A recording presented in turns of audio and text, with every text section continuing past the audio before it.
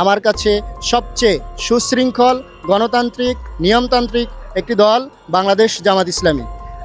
আগামীতে সৎ, যোগ্য এবং ইনসাফ ভিত্তিক সমাজ এবং রাষ্ট্র প্রতিষ্ঠায় বাংলাদেশ জামাত ইসলামীর বিকল্প কাউকে দেখছি না।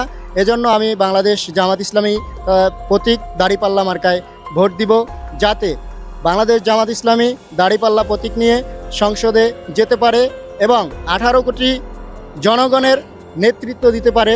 এবং বাংলাদেশ জামাত ইসলামীর আরও একটি গুণ হচ্ছে, তারা আল্লাহর জমিনে আল্লাহর আইন বাস্তবায়নের জন্য কাজ করছে। আপনারা দেখছেন, অতীতে বাংলাদেশ জামাত ইসলামীকে বিভিন্ন ট্যাগ দেওয়া হয়েছে যে তারা নারীদেরকে ঘরকুনো করে রাখবে, তারা পর্দা মেনটেন করানো হবে, এরকম বিভিন্ন অভিযোগে অভিযুক্ত করা হয়েছে। এটা কেবলমাত্র মানুষকে আমাদের জামাতের সাথে যাতে না আসে, ভোট প্রদান না করে, এজন্য এটা করা হয়েছে। আপনারা দেখছেন যে বাংলাদেশ জামাত ইসলামের পক্ষ থেকে খুলনা 1 আসনে হিন্দু জোটের একজন প্রার্থীকে আমরা নমিনেশন দিয়েছি। তিনি দাঁড়িপাল্লা প্রতীক নিয়ে নির্বাচন করবেন।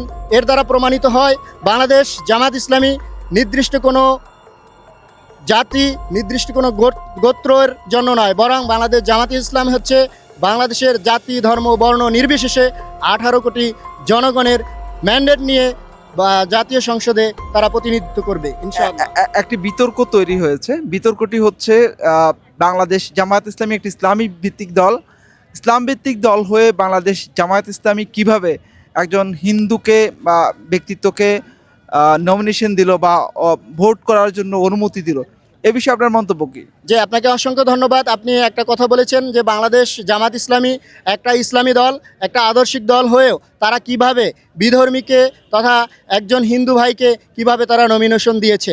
আপনারা জানেন, আমাদের বিশ্বনবী জনাবে মুহাম্মদ রাসূলুল্লাহ সাল্লাল্লাহু আলাইহি ওয়াসাল্লাম যখন মক্কা থেকে মদিনায় হিজরত করেছিলেন, সেখানে তিনি একটি সন্ধি করেছিলেন, হুদায়বিয়ার সন্ধি, যেখানে 47টির মতো ধারা আছে।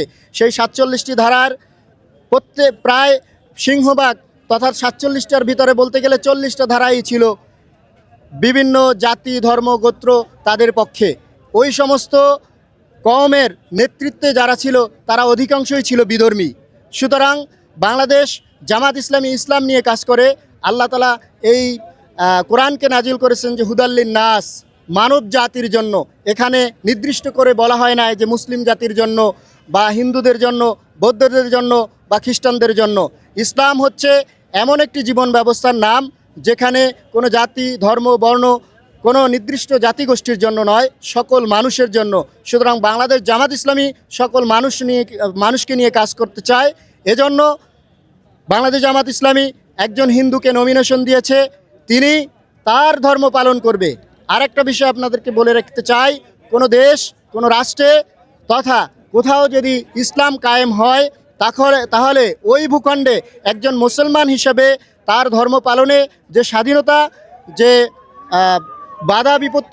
বাধাহীনভাবে তার ধর্মকর্ম পালন করতে পারবে, ঠিক তেমনি বাংলাদেশে যদি জামাত ইসলাম প্রতিষ্ঠিত হয়, বাংলাদেশের মানুষ দাঁড়িপাল্লা প্রতীকে ভোট দিয়ে আগামীতে বাংলাদেশে জামাতকে নেতৃত্ব দেওয়ার সুযোগ দেয়, তাহলে যেমনিভাবে একজন মুসলমান হিসেবে তার ধর্ম পালনে স্বাধীনতা পাবে, একজন হিন্দু ভাইও, হিন্দু বোনও তার ধর্মীয় স্বাধীনতা ভোগ করবে। তেমনিভাবে একজন বৌদ্ধ কিংবা একজন উপজাতি চাকমার জনগোষ্ঠীর ভাই কিংবা বোন, সেও তার ধর্মে ঠিকভাবে পালন করতে পারবে।